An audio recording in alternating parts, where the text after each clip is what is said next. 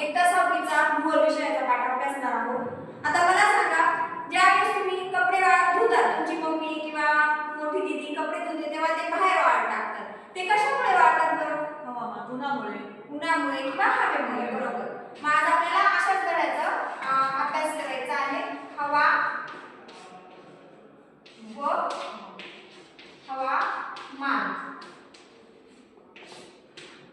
बरोबर. आता बघा, हवामान म्हणजे काय? जी वेगवेगळ्या प्रकारची हवा असते, दाब असतं, ढग असतात आणि वारा असतो, त्याला आपण थोडक्यात हवा म्हणतो. आता हवामानाची व्याख्या बघा आणि सगळ्यांनी वया काढायची, व्याख्या लिहून घ्यायची.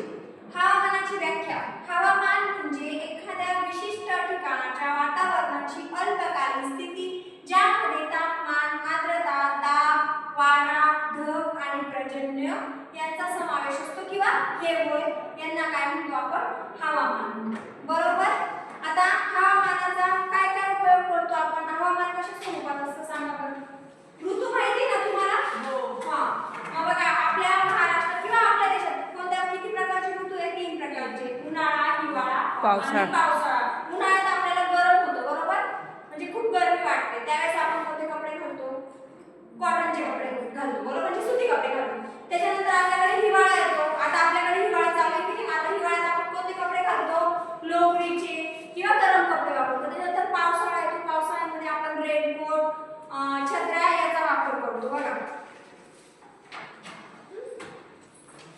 आणि जेव्हा थंडी येते, थंडी वाजते आपल्याला, रात्रीच्या वेळी ग्रामीण भागामध्ये काय करता बरं ज्यावेळेस थंडी वाजते ते बघा. हे चित्र कसले बघा बरं. शेकोटी केलेली आहे. त्या शेकोट. बरोबर. आपल्याला खूप थंडी वाजते, बरोबर. थंडीच्या दिवसात थंडी वाजते, त्यावेळेस आपण काय करतो?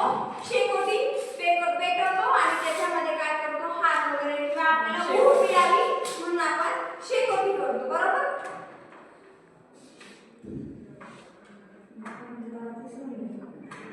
हवामान म्हणजे आता ही व्याख्या बघितली आपण, बरोबर. त्याच्यामध्ये आता बघा, हवामानाची अंगे कोणती कोणती बरं? मग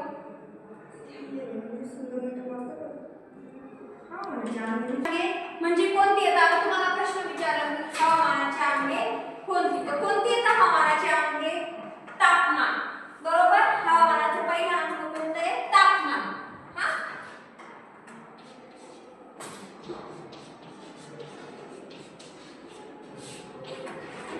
तापमान. बरोबर. तापमान म्हणजे काय? पृथ्वीच्या भागात सूर्यापासून उष्णता मिळते. या उष्णतेमुळे पृथ्वीचा पृष्ठभाग तापतो. तापलेल्या पृष्ठभागाच्या सानिध्यामुळे जवळची हवा तापते व त्यानंतर हवेचे वरचे स्तर क्रमाक्रमाने तापतात. त्याला आपण काय म्हणतो? तापमान. बघा, तापमान काय? गरम आपल्याला स्थिती कळणं म्हणजे थंडी वाजते किंवा गरम होतं ही स्थिती कळणं म्हणजे काय? तापमान. आता दुसरा अंग हवेचा काय? हवेचा दाब. हवेचा दाब. दाब.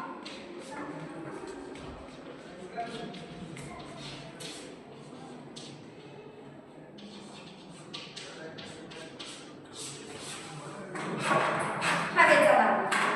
हवेला वजन असते त्यामुळे दाब निर्माण होतो, याला हवेचा दाब म्हणतात. हवेला वजन असते, बरोबर, असं म्हणतो आपण. हवा वजनदार असते. आता जर काही फुग्यात आपण जर हवा भरली तर फुगा काय होतो? तो वजन वाढतो किंवा तो उडतो, वरती उडायला लागतो, बरोबर. हा, अशा प्रकारे हवेचा दाब. हा वातावरणाच्या सर्वात खालच्या थरावर त्यावरील हवेचा दाब पडतो, त्यामुळे हवेची घनता वाढते. आता पुढचा मुद्दा आहे आपला वारे.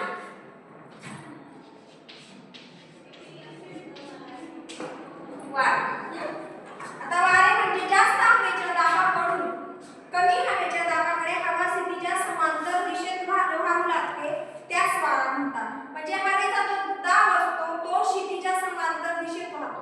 क्षितिज म्हणजे आपल्याला माहिती ना, क्षितिज म्हणजे काय? एक प्रकारचं क्षितिज समांतर असते, त्या दिशेने वारे वाहू लागतात, बरोबर. म्हणजे जिकडून हवा येते त्या दिशेलाच वारे वाहतात. आता पुढचा मुद्दा आपला आर्द्रता.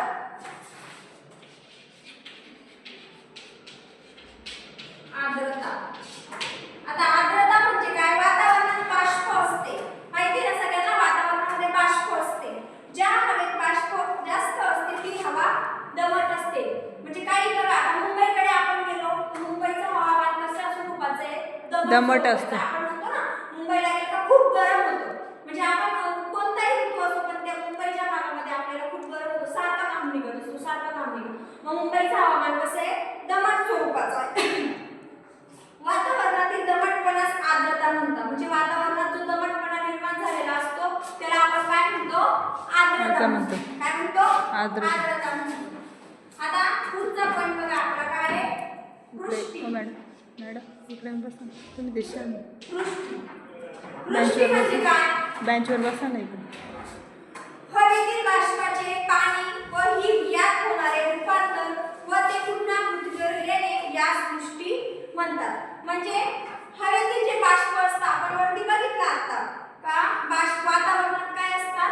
बाष्प बाष्प असतात. वातावरणामध्ये काय असतात? बाष्प. असतात. मग हवेतील बाष्पाचे पाणी व हिम. हिम म्हणजे काय? बर्फ. हिम म्हणजे बर्फ. याचे होणारे रूपांतर व ते पुन्हा पृथ्वीवर येते त्यास आपण काय म्हणतो? वृष्टी असं म्हणतो. आता आपण हे सगळं बघितलं आजच्या पाठामध्ये. आपण हवेची अंगे हा घटक अभ्यासला. हवेची अंग कोणती हे पण आपण बघितलं. ही हवेची अंगी होती तापमान, वारे, वृष्टी, हवेचा दाब आणि आर्द्रता. आता ह्या विषयावरती तुम्हाला स्वाध्याय दिलेला आहे. स्वाध्याय काय? हवामानाचे